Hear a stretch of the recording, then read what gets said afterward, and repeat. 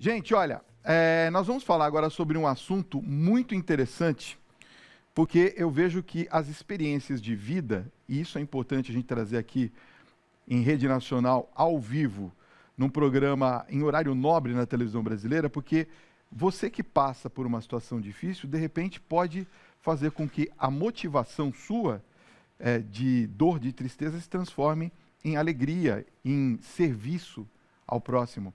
Eu vou conversar agora com Francisco Sogari, que é jornalista e fundador do Instituto Gabi, e Iracema Barreto Sogari, que é pedagoga e fundadora do Instituto Gabi, sobre um tema muito interessante: inclusão social de pessoas com deficiência. Boa noite, sejam muito bem-vindos ao nosso Tribuna Independente. Obrigado por ter aceito o nosso convite, porque a história de vocês é uma história, penso eu, né, inspiradora para muitas pessoas que a gente imagina que podem ter passado pela mesma dor de vocês. Primeiro eu queria que vocês contassem um pouquinho como é que surgiu essa ideia do Instituto Gabi e o que foi que aconteceu com a filhinha de vocês. Boa noite. Boa noite. Boa noite, prazer estar aqui, obrigada pelo convite. Nós tínhamos uma menina, né, chamada Gabriele, com 6 anos de idade. E no domingo à noite, numa das idas dela junto com o pai, o Francisco, ao mercado, ela não voltou.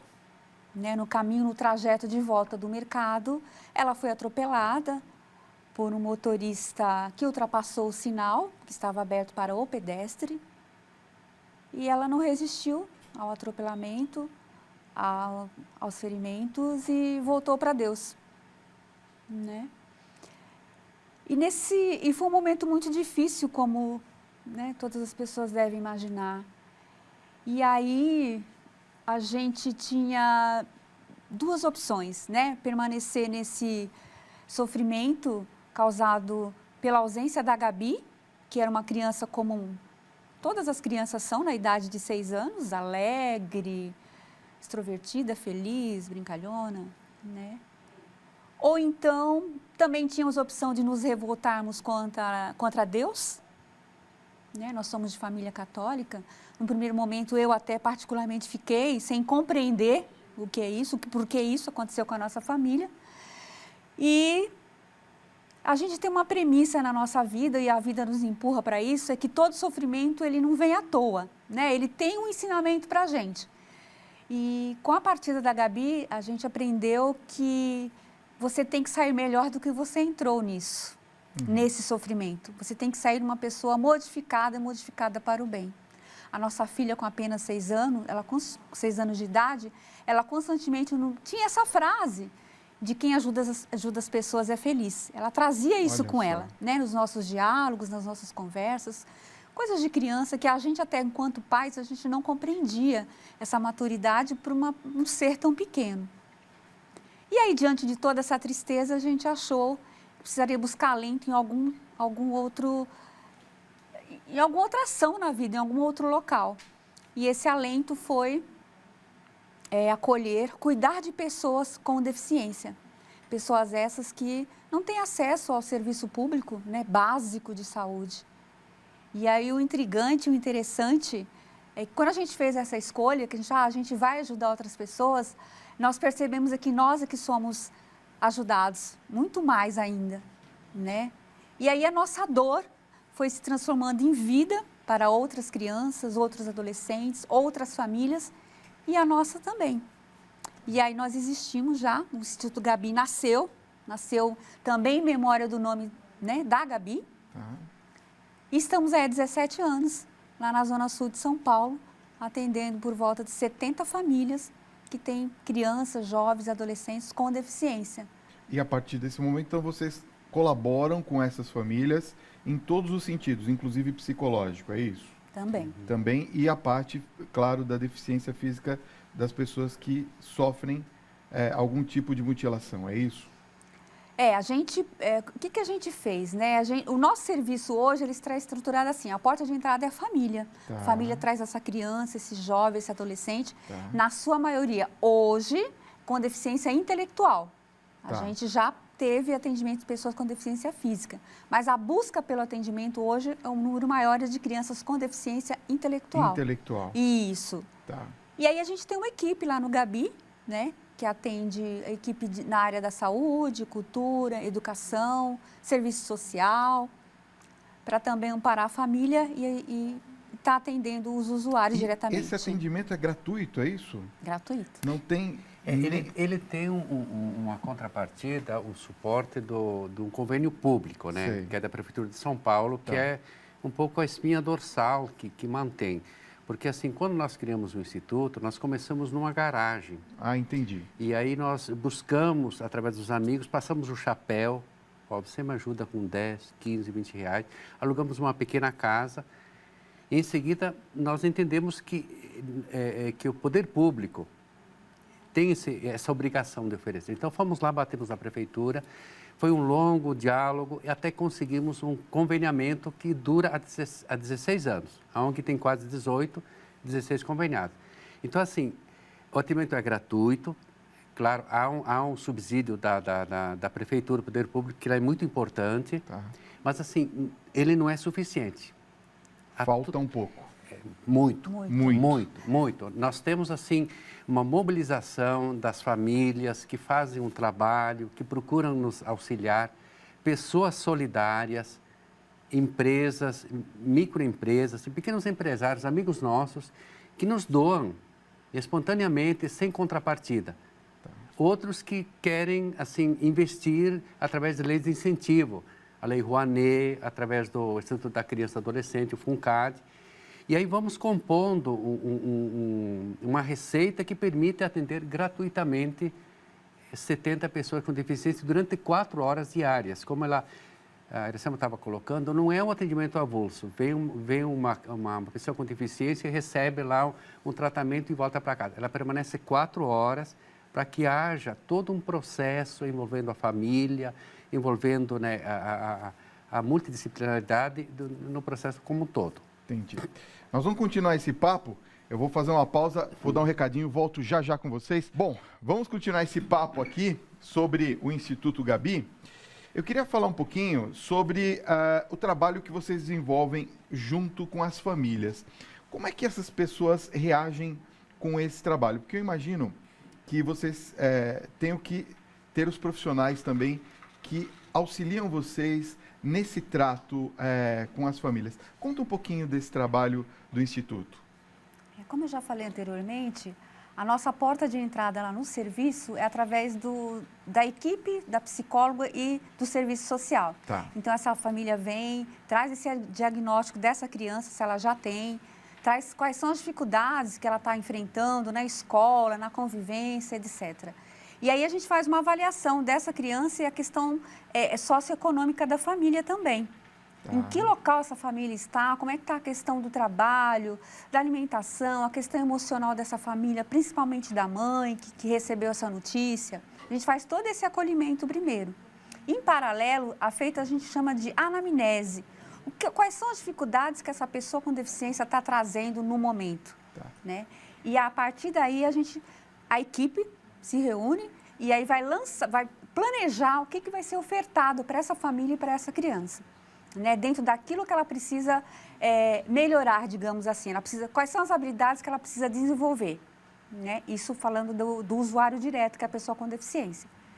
E aí a gente faz esse planejamento com a equipe, então ela precisa do psicólogo, quantas vezes ela vai passar, ela precisa, quais são as atividades de vida diária, porque algumas chegam ainda precisa tirar a fralda, tem dificuldade para se alimentar sozinha, não consegue se comunicar. Então, tudo isso é um trabalho que a equipe vai desenvolver com essa criança durante 4 horas, todos os dias da semana, da criança ou do adolescente. Em paralelo, a assistente social, a gerente do serviço e a psicóloga vão também traçar, já tem um trabalho que é de acolhimento dessa família, né? Ajudá-la a entender, sobretudo, a reconhecer as potencialidades desse seu filho. Quais são as capacidades que essa criança e que esse adolescente, que embora com o diagnóstico de deficiência, tem, porque é um ser sujeito de capacidades. Essa é a premissa do nosso serviço. Primeiro, a família descobrir quais são as capacidades desse seu filho.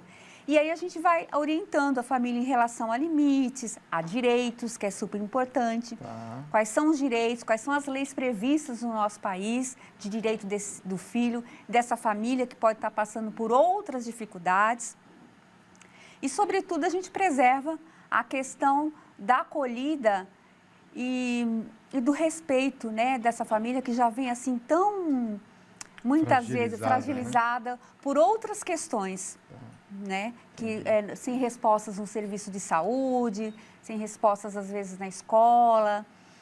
E elas se encontram com a nossa equipe 2 vezes por semana. É esse grupo de família, que é para refletir um pouco a própria vida, questões de dificuldades, questões de direito, e quais são os caminhos que essa família pode buscar, tanto para o atendimento do menino ou da menina, que é o filho, né, que é a pessoa com deficiência, e para ela sair da situação de vulnerabilidade que a maioria das nossas famílias ali se encontram. Entendi. Né? E um caminho que é feito também, em paralelo, é buscar alternativas de geração de renda. Então, há um grupo de mães, chamada Mães Artesãs, inclusive eu convido a produção aqui da Rede Vida para ir lá e fazer uma pauta, uma reportagem, porque é um trabalho maravilhoso. Hoje, algumas mães já têm uma startup, um negócio seu que comercializa esses produtos que são feitos com uma voluntária de qualidade, né, de experiência, que é a Lidu. Então, é um trabalho, se fala muito hoje em empoderamento. Agora, é um processo muito lento de construção, de aprendizado e buscando alternativas, porque a maioria dessas pessoas, elas têm que dedicar a sua vida para cuidar do filho especial. Entendi. Aí ela permanece 4 horas na instituição. Então, lá ela tem uma oportunidade de desenvolver um pouco o talento do artesanato de qualidade e buscar uma alternativa de renda. Então, isso tem gerado, inclusive, o interesse da própria mídia. Nós assim, multiplicamos isso através da assessoria de imprensa, da Empauta Comunicação. Fizemos um trabalho, assim, realmente de mostrar esse resultado, que é investir na família, que é a base de todo o processo. Ou seja, é possível se mudar essa situação, essa história, né? Se reverter essa história. Exatamente. Olha, tem muitas participações aqui, eu vou ler algumas. Tem a participação, por exemplo, aqui do Itamar, ele é jornalista, mora aqui em São Paulo. Ele diz assim: boa noite, Fábio, parabéns pelo programa, que o exemplo de pessoas como o Francisco Iracema nos inspirem cada vez mais na construção da civilização do amor. Gostaria de saber como podemos ajudar a instituição e quais as principais necessidades que vocês têm hoje. Primeiro, parabéns ao jornalista, né, que tem essa visão social, que a comunicação ela desempenha uma função social. De repente, diferente do que nós vemos hoje com essas celebridades aí que só utilizam redes sociais para promover a sua marca. Nós estamos assistindo aí toda essa... Então, nós vemos jornalistas comprometidos com a mudança da sociedade. Então, Itamar, olha, nós temos um caminho longo, você como jornalista pode nos ajudar trabalhando a contra-informação, construindo uma mídia democrática a serviço da inclusão. Agora, concretamente, nós temos, assim, diferentes formas. Nós temos um programa sócio-colaborador. Depois você entra em contato com os nossos canais de comunicação. Aliás, está aparecendo no vídeo já, se você quiser anotar. Bacana, pode continuar. E aí, assim, nós enviamos uma carta, um boleto, você faz uma contribuição espontânea, sem valor de cobrança, e damos um feedback mostrando aonde o seu recurso vai ser destinado. É muito importante, 20, 30, 40, 50 reais, que vão compor uma receita para que a gente possa fazer a fila de espera dessas pessoas que estão aguardando uma oportunidade de andar. Então, assim, essa é uma das formas. Nós temos outras. Entre em contato conosco e parabéns aí por essa visão social de construir uma civilização realmente comprometida com os direitos humanos. Eu vou dar um recadinho. Na volta, eu queria falar um pouquinho sobre a questão da inclusão dessas crianças, vamos dizer assim, dessas pessoas na sociedade de volta, né? Como é que a gente faz? Isso é possível nos dias de hoje, né? A gente vê uma sociedade, infelizmente, muito individualista, do politicamente correto, que se fala uma coisa, né, para todo mundo ver que é bonito, mas na prática é outra. Nós vamos continuar esse papo já aqui. Deixa eu só dar um recadinho. Vamos falar um pouquinho sobre a inclusão destas crianças, dessas pessoas com deficiência, de novo na sociedade. É possível isso nos dias de hoje, Francisco? Conta pra gente. A realidade que a gente percebe, as políticas públicas, elas assim, nós temos até legislação que ampara isso, que até garante o acesso. Só que, assim, essa garantia, a continuidade desse processo, ele é muito complexo. Né? A Iracema, que é pedagoga, que conhece amplamente a realidade da escola, ela tem, assim, experiências, assim, bem mais concretas sobre isso, né? Tá.